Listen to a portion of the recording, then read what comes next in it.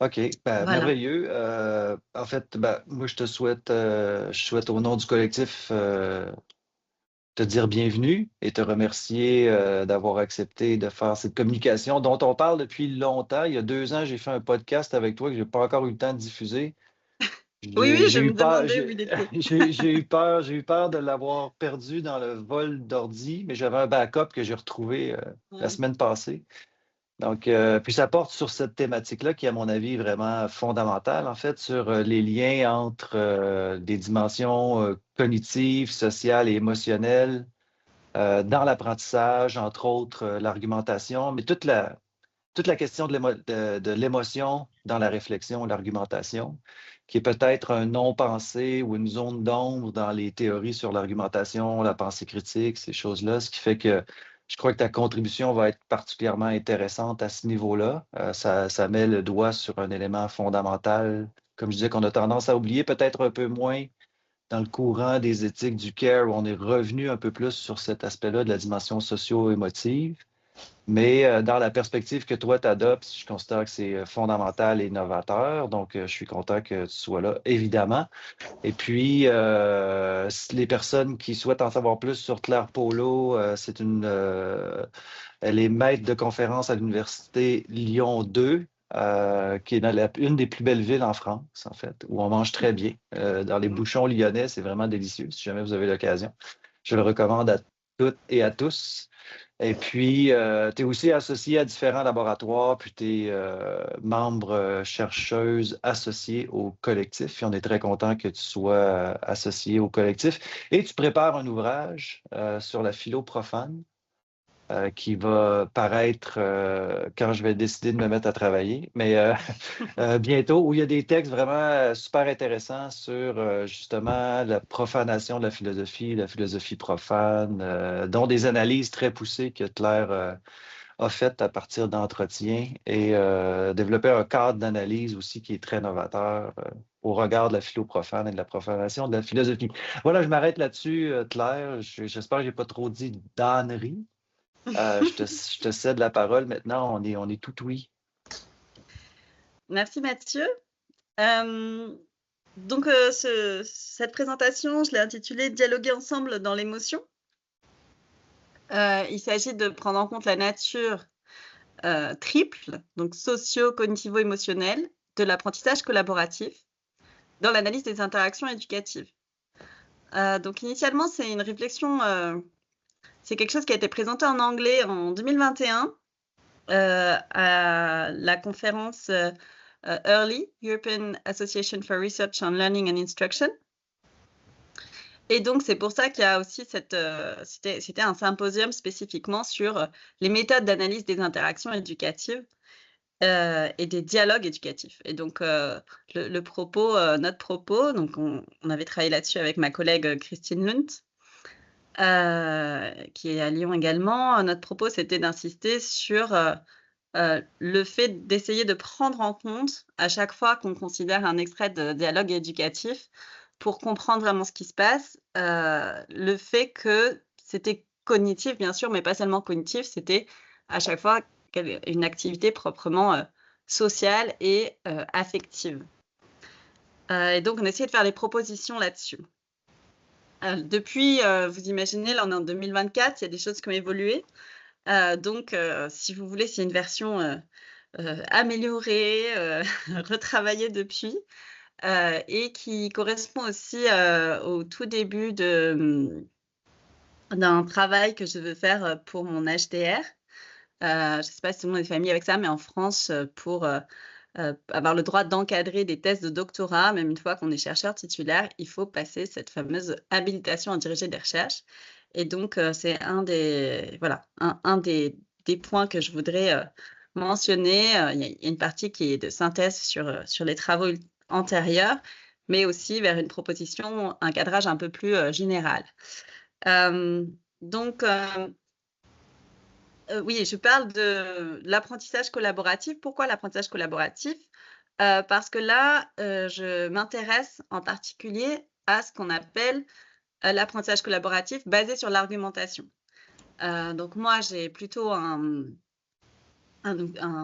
formation d'analyse des interactions depuis les sciences du langage, notamment le travail sur l'étude des interactions verbales, inspiré de l'analyse conversationnelle. Donc, en gros, sur l'oral, qu'est-ce qui se passe dans des dialogues à l'oral. Et donc, en particulier, là, je vais m'intéresser à des situations où il y a argumentation, mais où on n'est pas, où c'est une argumentation qui vise l'apprentissage collaboratif. Donc, on est vraiment dans un contexte éducatif et dans un contexte où l'argumentation, on n'est pas dans un cadre de débat, par exemple, entre candidats à la présidentielle. On est dans une argumentation qui vise quand même un travail conjoint et qui est du coup centré, c'est aussi une des caractéristiques du dialogue argumentatif, c'est qu'il est centré sur une question, sur des objets, c'est ce qu'on appelle des interactions à finalité externe. C'est pas comme si vous discutez avec votre voisin de la pluie ou du beau temps. Là, il y a vraiment un enjeu de quoi on parle et pas juste du lien. Donc, une façon de présenter ces situations, du coup, elles sont structurées par cette fameuse question, la question qui est en dialogue, les alternatives de réponse et qui s'incarnent, dans ce que je propose en tout cas, dans des objets de discours avec l'approche linguistique que j'ai qui est de partir des traces langagères. Et donc, il y a ça qui structure ce qui se passer dans ce type de dialogue. Il y a le soi, avec nos expériences de chaque participant, chaque participante de la question concernée. Il y a vraiment un enjeu sur de quoi on parle. La substance, ça ne se passe pas la même chose selon le thème abordé. Et puis aussi les expériences passées et présentes du dialogue lui-même. C'est aussi structuré par le rapport aux autres, puisque c'est un apprentissage qui se veut collaboratif et dans un cadre de dialogue où on va viser la construction d'un raisonnement collectif.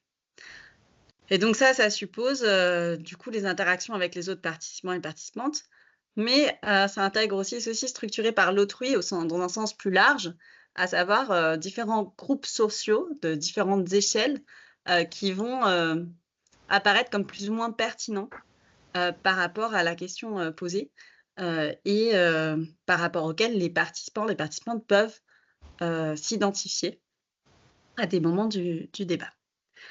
Donc quand je dis que ces situations-là correspondent à la mise en place de processus de raisonnement qui sont vraiment socio-cognitivo-affectifs, je vais essayer de préciser un petit peu ce que j'entends par ces trois termes. Donc le social, ça renvoie à justement tous les liens d'identification, d'appartenance à une communauté, donc entre le soi et l'autrui ou le collectif, la communauté, et également aux enjeux entre l'autrui et la question, c'est-à-dire de l'appropriation collective de la question. Pardon. Au plan cognitif, il s'agit de la définition des objets et de leur relation avec les autres choses et avec les êtres. Donc, que ce soit soi ou de la société en général, etc., des collectifs plus larges. Je précise que là, dans cette acception, évidemment, c'est une acception qui est assez limitée de cognitif, parce que l'ensemble est cognitif. On pourrait dire que l'activité sociale, affective, est partie prenante du processus cognitif qui consiste à entrer dans un raisonnement dialogique. Mais trop souvent, le social et l'affectif ne sont pas pris en compte. Et donc, on a besoin encore de préciser qu'il y a aussi ces deux autres volets-là. Et donc, il y a l'émotionnel que je définis comme la relation affective aux autres et à la question. Donc, si on explore un petit peu plus, je ne vais pas forcément tout détailler maintenant parce que je crois que c'est quand même intéressant d'aller aux données assez vite. Mais ce qui relève du cognitif, du coup, c'est vraiment l'exploration. On explore, on est dans une logique descriptive d'aller définir, comprendre, situer les limites des objets et leur relation avec d'autres objets et d'autres êtres, hein, comme je l'ai dit précédemment. Et donc ça s'incarne bah, dans les traces langagières qu'on a par la schématisation des objets de discours. Si on reprend les termes de Grise, qui est un des théoriciens de l'argumentation. Et donc les objets de discours, ça va être tout ce qui est lié à la question, aux alternatives de réponse, mais aussi plus largement au champ de savoir qui est considéré. Et puis, il y a également, dans ce travail d'exploration cognitive, tous les processus argumentatifs qui font ce travail de relier ces objets de discours entre eux. Donc ça va être par différents mécanismes que je ne vais pas forcément détailler là, on pourra y revenir si vous le souhaitez. Au plan social, finalement, tout ce dont j'ai parlé là, aussi bien l'identification à un groupe que l'appropriation collective de la question, on peut le percevoir comme reposant sur la construction de ce que Perelman et Obrecht-Iteta, dans leur traité de l'argumentation, nomment des objets d'accord, c'est-à-dire des éléments sur lesquels il n'y a pas discussion. C'est la construction, quelque part, de vérité ou de croyances partagées. Et donc là, on retrouve ce qui relève plutôt de la logique prescriptive, c'est-à-dire des normes et des valeurs sur les conduites appropriées, notamment en dialogue. Qu'est-ce qu'un bon dialogue? Qu'est-ce qu'une bonne contribution? Ou comment on doit bien se comporter? Mais aussi, plus largement, les valeurs qui sont reconnues au sein des participants au dialogue et aussi leur hiérarchisation. Ça comprend aussi des dimensions de faits acceptés, voilà, ce qui n'est pas discuté. Donc des choses qui, pour le coup, relèvent plutôt de la logique descriptive. Mais en tout cas, ce sont aussi des objets d'accord qui vont être importants et qui permettent de quelque part, donner une forme d'identité, de structure interne au groupe. D'un point de vue des traces langagières, ces mécanismes-là de reconnaissance, d'appartenance à un groupe, etc., ont pour effet de favoriser un langage plus implicite, qui va vers les questions d'intercompréhension mutuelle. Quelque part, on se comprend, on appartient au même groupe, donc on ne va pas avoir besoin forcément d'expliciter beaucoup de sous-entendus. Même, ça peut être perçu comme une offense d'aller réexpliquer à quelqu'un quelque chose qu'il est censé savoir, puisque c'est quelqu'un qui est censé avoir les codes et avoir justement déjà ces objets d'accord de base qui structurent le dialogue, qui font peut-être ce que les anglo-saxons appellent un ground pour la discussion. Et donc là, c'est une logique de don't overtell, surtout on ne va pas trop en dire. Dans cette logique-là, puisqu'on est sur la logique d'appartenance à un groupe, il faut écouter, respecter chaque membre. Donc ça, c'est des choses qui sont bien documentées dans la littérature sur les interactions éducatives fructueuses. Sur le volet d'appropriation collective de la question, eh bien, quand même, puisque la question centrale, on est dans des interactions à finalité externe et pas interne. La question centrale de ces dialogues-là, c'est pas juste des questions d'ordre d'affiliation, de lien social. C'est bien le problème d'explorer une question collectivement et donc de se l'approprier. Et là, eh bien, il y a un certain nombre de choses qui poussent plutôt vers au contraire, une explicitation maximale, avec le fait de rendre visible son opinion et le raisonnement qui le sous-tend, partager les informations, les doutes, les arguments, et arriver à une certaine compréhension commune, et même se sentir responsable collectivement de toutes les actions, les contributions, les réussites du groupe. On est là dans quelque chose qui va permettre de mettre au service du groupe, mais aussi un peu en pâture, éventuellement soumettre à la critique aussi du groupe, toutes les idées, toutes les ressources. Et donc, on est vraiment dans une compétition entre idées et pas entre individus. mais qui donne lieu inversement, hein, c'est l'autre maxime ça peut s'exprimer comme des maximes de Grisén, de quantité. Là, on est dans l'autre volet de cette maxime, c'est-à-dire qu'au contraire, don't undertale, il faut en dire le maximum pour qu'il puisse y avoir une vraie enquête commune qui s'établisse. Donc il y a cette tension. Au plan émotionnel, on va s'intéresser à la relation à la question, la relation affective à la question, la relation affective aux autres. Donc à la question, ça dépend du problème qui est considéré, par rapport à son expérience propre, aux témoignages qu'on a pu entendre, ou à un ensemble discursif plus large, au contenu plus flou, que Amossi appelle l'interdiscours.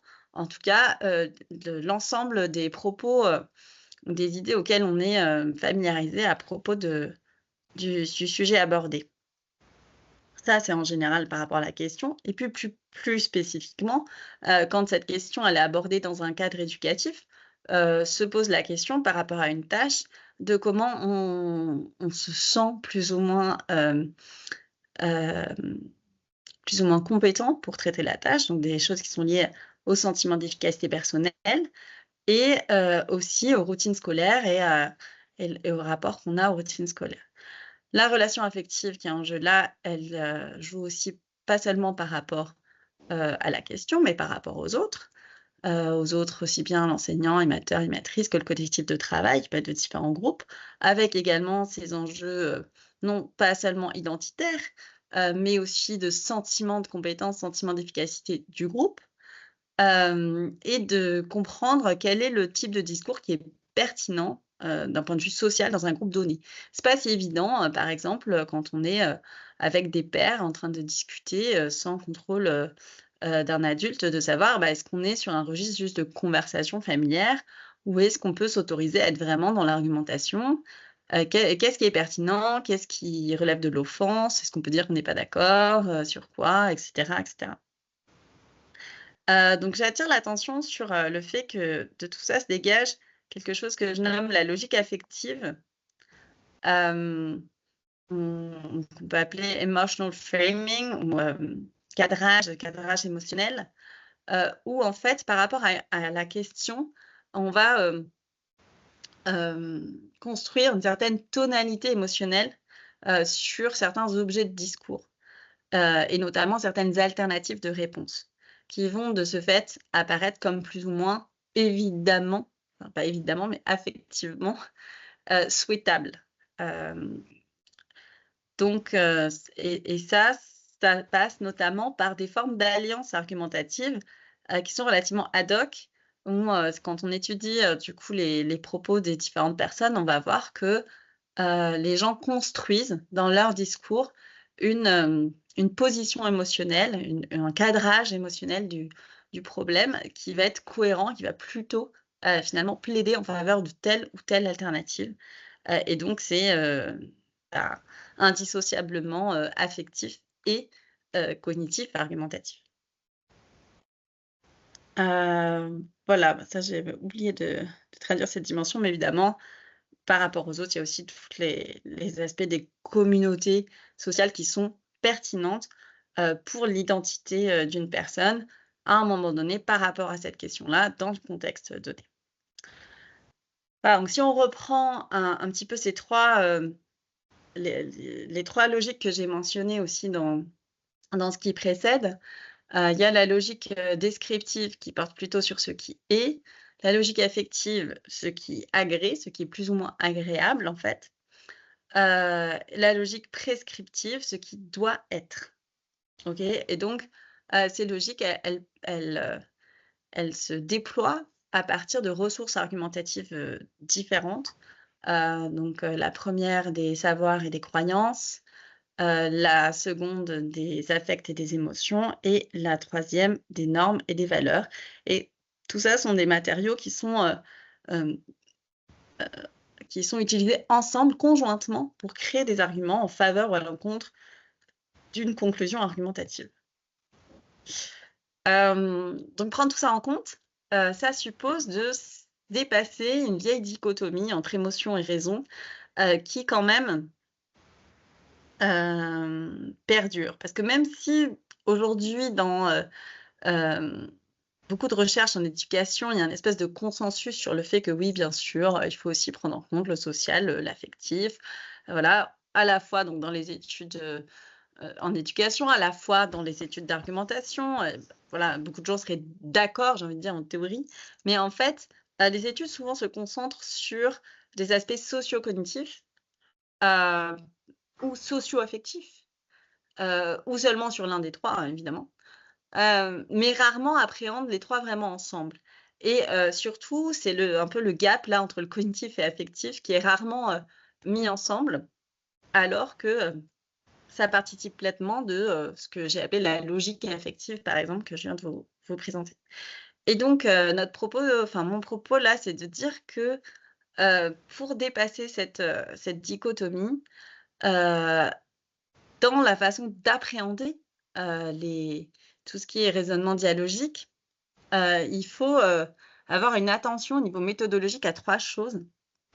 La première, c'est, s'intéresser aussi bien à ce qui est métadiscursif, heu, qu'à l'activité implicite qui se fait au niveau discursif. C'est-à-dire métadiscursif, quelque part, c'est le dialogue sur le dialogue, et souvent, on va aller «voir» entre guillemets, notamment l'affectif, l'émotion, que quand on voit des formes de régulation émotionnelle à ce niveau-là, c'est-à-dire très explicite. Il y a eu des tensions, il y a eu un conflit, il y a quelque chose et il va y avoir une explicitation, un discours explicite dessus. Mais on ne rend pas toujours en compte, des choses qui se font plus subtilement au niveau discursif et du coup de façon implicite.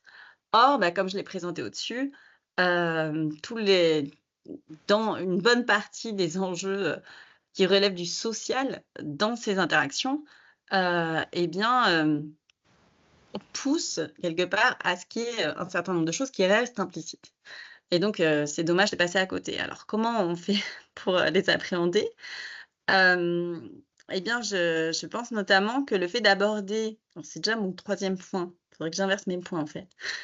D'aborder toutes les échelles contextuelles qui peuvent être pertinentes, parce qu'elles constituent une partie du sens, qu'on donne aux énoncés en situation, eh bien, peut permettre notamment, d'aller, rendre compte des dimensions un peu plus implicites, notamment dans des choses qui, à première vue, ont relevé que de l'une de ces 3 dimensions, le cognitif, le social, l'affectif et pas forcément, de plusieurs. Et ça suppose aussi de respecter, donc ça, c'est mon deuxième point, je les ai nommés dans le désordre, mais respecter la nature plurifonctionnelle de la communication humaine. C'est-à-dire d'avoir en tête que parfois, dans un, un extrait, de dialogue très court, eh bien, on peut faire plusieurs choses. On peut à la fois être sur, de l'affectif, du cognitif ou du social. On peut, voilà, heu, remplir plusieurs fonctions, qui sont en jeu dans une interaction donnée.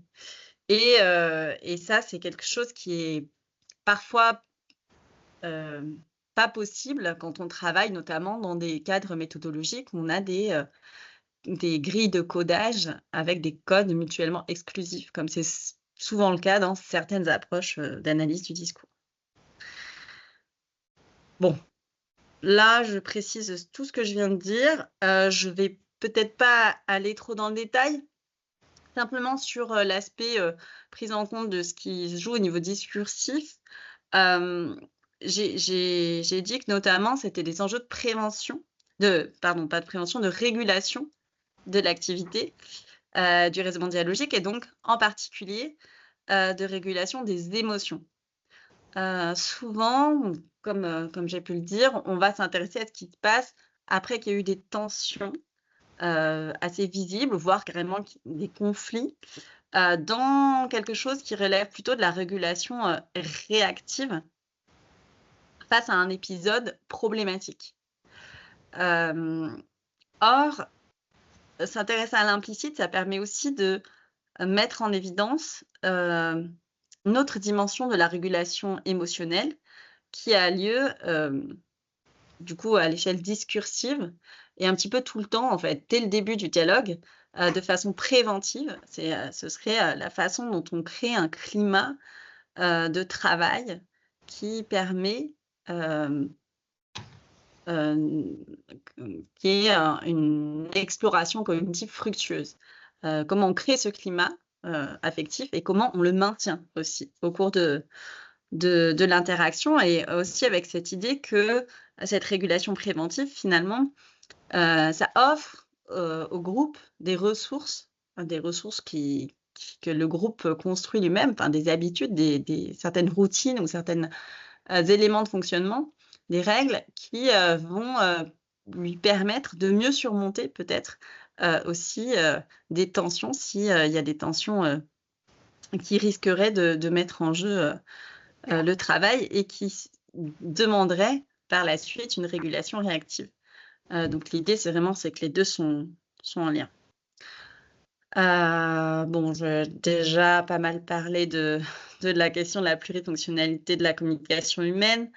En gros, ça pointe vraiment vers l'importance de catégories analytiques qui ne sont pas mutuellement exclusives et qui peuvent vraiment appréhender aussi, ça je ne l'ai pas dit, la nature multimodale des contributions au dialogue. Parce que j'ai parlé d'extraits de dialogue, notamment, et pas juste de discours, au sens où on va s'intéresser pas seulement au verbal, et encore moins juste aux mots dans le verbal, mais également à l'interaction, à l'intonation, pardon, aux gestes, à manipulation d'objets, enfin à toute une série d'éléments, à tout ce qui en fait est de l'ordre de la ressource sémiotique qui va être utilisée en situation pour faire sens. Et donc ça peut être une infinité de choses.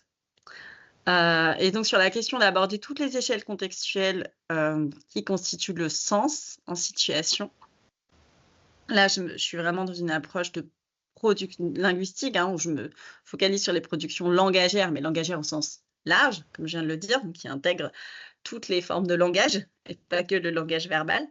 Il s'agit de prendre en compte à la fois à l'échelle micro, des éléments très, j'ai envie de dire, basiques, habituels, de lexique, grammaire, etc. Mais aussi à l'échelle méso, de pouvoir interpréter les pratiques qu'on voit dans un contexte spatio-temporel et institutionnel donné, qui en fait constitue un lieu de rencontre entre ce qui se passe à l'échelle micro et ce qui va se passer à l'échelle macro. Ou à l'échelle macro, en fait, ce sont des tendances sociétales de long terme. Évidemment, on pourrait aller très, très loin, mais là, on va sélectionner ce qui est pertinent, et ce qui éclaire et ce qui aide à donner du sens à ce qui se passe, dans le contexte donné. Donc, ça peut être, au niveau politique, historique, légal, etc. Et dans le méso, en fait, on voit comment il y a un écho entre ce macro et ce micro et surtout comment est-ce que, ça permet de donner un sens à ce qui se passe, sans forcément présager de dire, voilà, c'est le macro qui va déterminer le micro ou le micro qui réinvente tout. Enfin, en tout cas, il y a des choses qui constituent un peu des instances de logique plus large, qui peuvent peut-être contribuer ou à reproduire ou à faire évoluer. Ça, c'est encore d'autres questions. Donc, l'idée là, c'est qu'on aille voir 3 exemples d'extraits de dialogue éducatifs où c'est très court, où en fait, a priori, on est sur seulement, si on ne prend pas tout ça en compte, dans une analyse un peu rapide, on pourrait penser qu'on se situe seulement sur une des 3 dimensions, cognitive, sociale, et émotionnelle. Et l'idée, c'est de montrer qu'en fait, il y a vraiment les 3. Voilà, en déployant ça. Donc la première situation, c'est un débat entre élèves dans ce qu'on appelait des cafés scientifiques. Ce sont des élèves américains, donc c'est en anglais, qui discutent de comment le prix de l'eau potable doit être fixé. Et ils doivent choisir parmi un QCM à 6 réponses. Et donc, il y a notamment une opposition entre Sean et d'un côté qui défend la réponse A, le fait que l'eau devrait être gratuite, water should be free, et Justin et Richard qui défendent plutôt l'idée que l'eau devrait être vendue à un prix qui couvre les les coûts de production, de sa production. On parle de l'eau potable, hein. Et donc voilà, ça c'est le contexte de leur question. Ils sont dans un dialogue qui a été catégorisé en dialogue large comme une quasi-dispute, c'est-à-dire qu'ils sont quand même pas loin de quelque chose où on serait vraiment chacun campé sur ses positions et pas réussir à travailler et vraiment à avancer cognitivement ensemble. Et par rapport à la question, donc une des marques de cette quasi-dispute, c'est qu'il y a beaucoup d'attaques personnelles dans ce dialogue. Mais et leur rapport à la question de l'eau potable, c'est quand même que ce sont des élèves qui viennent d'une ville qui est au bord du lac Michigan, donc un des grands réservoirs d'eau douce de la planète. Et donc, ils ne sont pas directement concernés dans leur vie quotidienne, en tout cas par un problème d'accès à l'eau. Sur le plan du pôle autrui, c'est du coup, je l'ai dit, un petit groupe d'élèves de high school qui vit aux États-Unis. Il y a aussi une dichotomie quand ils parlent des pauvres, donc des personnes qui risqueraient de ne pas avoir accès à l'eau par manque de moyens, c'est toujours les autres et ils ne s'incluent jamais comme faisant partie de cette population. Par contre, le collectif auquel ils s'incluent comme faisant partie, c'est l'humanité. C'est comme on a tous besoin d'eau pour vivre. Voilà. Et ensuite, ils vont devoir défendre la position qu'ils choisissent dans ce petit groupe devant le reste de la classe. Voilà pour le contexte.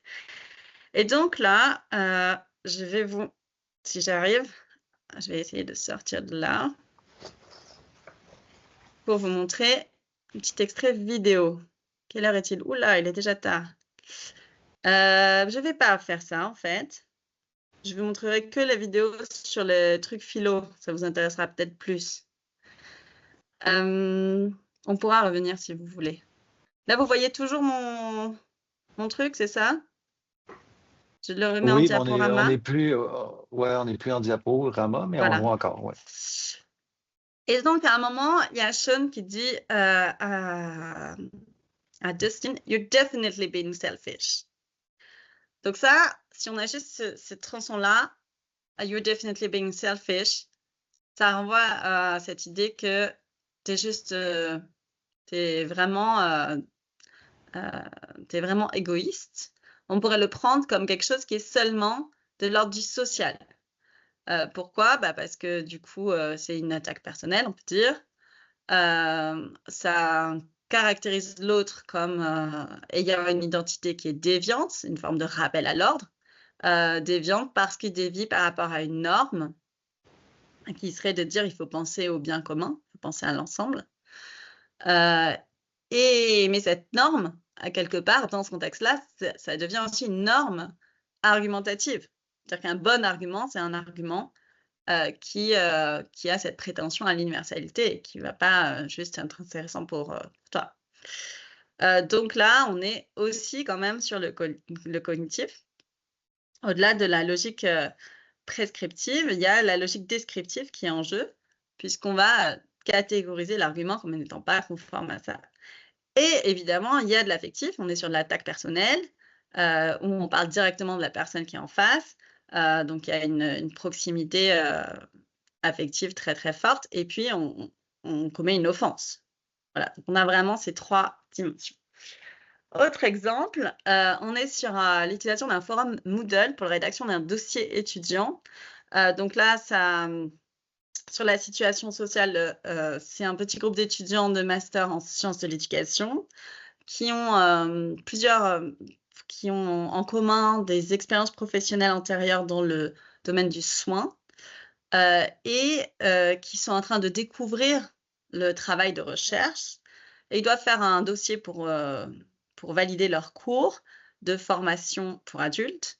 Ils doivent déterminer finalement une problématique pour faire une revue de littérature. Et donc, il est question de la posture du soignant par rapport au patient. Et donc, il y a un désaccord. Dans la collaboration par le passé, il y a eu aussi des tensions. Mais ça n'empêche que ça finit de façon relativement fructueuse. Ils arrivent à rendre le dossier, ils ont une bonne note, etc. Ils sont sur le distanciel avec le forum Moodle. En parallèle, ils peuvent avoir des liens de visio. Et il y a quand même une identité forte comme venant du domaine des soins. Et là, il y a une des personnes qui dit qui écrit « Cette façon de considérer les choses va aujourd'hui à l'encontre des principes éthiques développés dans les récents textes de loi. » Cite les textes de loi. « À l'heure actuelle, le patient doit tendre à réduire au maximum l'asymétrie inhérente le soignant doit tendre à réduire au maximum l'asymétrie inhérente à la relation de soins pour tendre vers une horizontalité dans la détermination des projets de soins. » Donc c'est un texte, à première vue, qui peut relever uniquement du cognitif. En tout cas, il y a quelque chose qui est présenté comme une vérité universelle, avec une source de savoir officielle, le texte de loi, l'indicatif présent, une tournure impersonnelle. Donc on est sur ce plan-là. Mais si on regarde un peu plus loin, il y a quand même la dimension sociale, puisqu'il y a une référence à une culture partagée des professions du soin et de la communauté médico-sociale. Et même au plan affectif, on peut voir les choses comme une relative offense, puisque quelque part, justement, là, on est un peu dans le overtell. On pointe le fait que quelqu'un qui est censé savoir tout ça, finalement, puisque c'est son domaine, en fait, il y a une forme d'accusation implicite d'incompétence. En tout cas, c'est aussi la façon dont la personne le comprend et réagit dans la suite du dialogue. Et il n'y a pas de marqueur de collaboration qui pourrait participer d'une régulation émotionnelle préventive. Notamment, il n'y a pas d'ouverture vers une autre façon de voir les choses, une autre façon de penser. Tout est décrit comme étant quelque chose d'indiscutable. Troisième situation, on est sur la clôture d'une animation de comité de recherche philosophique animée par Michel Sasseville. Et la question, c'est d'où viennent nos pensées? Et à la fin, il choisit de faire un tour de table en commençant par « penser, c'est comme ». Et donc là, les élèves disent différentes choses, dont des métaphores qui ont été mentionnées avant déjà dans la discussion, et puis certaines sont inédites. On est avec des élèves de club de philosophie qui viennent sur le mercredi, en plus des horaires de classe, dans un collège relevant de l'éducation prioritaire en France. Et c'est aussi une démonstration de comité de recherche philosophique, donc qui est observée par d'autres adultes, qui est enregistrée. Et c'est pour ça aussi que j'ai la vidéo. Et donc, il s'agit d'une animation menée par un animateur expert québécois. Voilà, je ne vais pas épiloguer sur le contexte des autres choses qui ont été discutées. Simplement, là, je vais vous montrer la petite vidéo. Si j'ai galère, pardon, il faut que j'arrête ce partage-là et que je vous montre l'autre. Est-ce qu'on va avoir l'honneur de voir Michel? Je pense que vous allez le voir si ça marche bien. Mais c'est très rapide, hein. C'est vraiment court. Hop.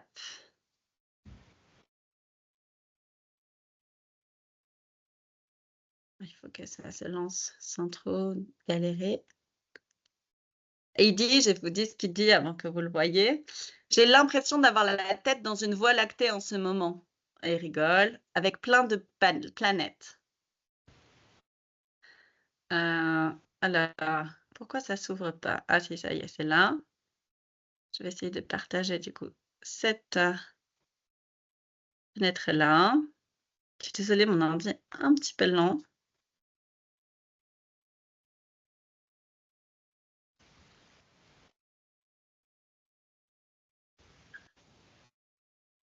Voilà, ça dure 12 secondes.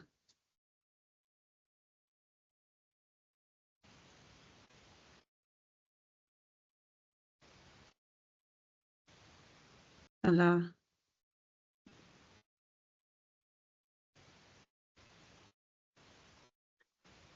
Pourquoi j'essaye juste de le mettre sur pause, voilà, pour pouvoir vous le montrer. C'est pas grave après, si on ne voit pas mes diapos, je vais laisser pour la discussion, mais il faut que je partage en mettant cette fois avec l'audio. Ils m'ont proposé ça tout à l'heure, donc ça devrait Oui, marcher. c'est ça. Et voilà, c'est là.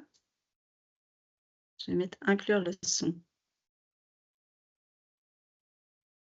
Alors, est-ce que j'ai mis Mais oui, quelqu'un c'est sur le banc? Michel.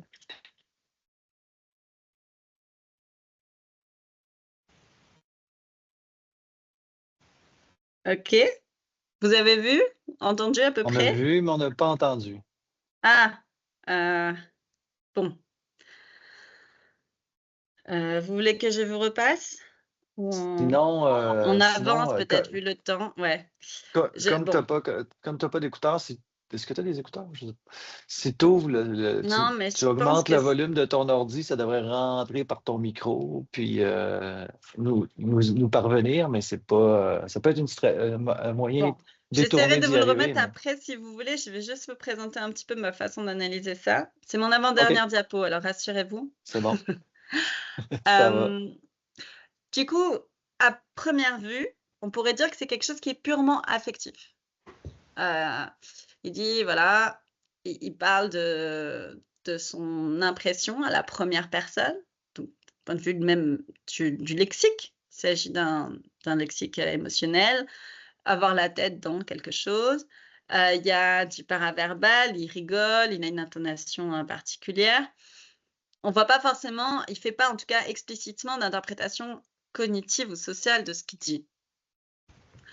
Mais notamment, puis c'est une des dimensions dont je parlais tout à l'heure quand je parlais du contexte, grâce à l'histoire conversationnelle, et puis aussi en regardant, hem, les Ben, postures. est-ce que tu voulais qu'on voit ta diapo ou pas? Parce que là, elle Ah, n'est vous pas la voyez pas partagée, là mais du coup? non, c'est Ah oui, ça. pardon, du coup, Merci à Anda dans le fil de conversation de qui nous l'avoir a, ouais, souligné. voilà. Pardon. Hem, toujours du temps ces petites manipulations. Voilà. Et oui, en fait, j'ai cliqué sur inclure le son, mais après avoir cliqué sur le truc, c'est pour ça que ça a pas marché, je pense.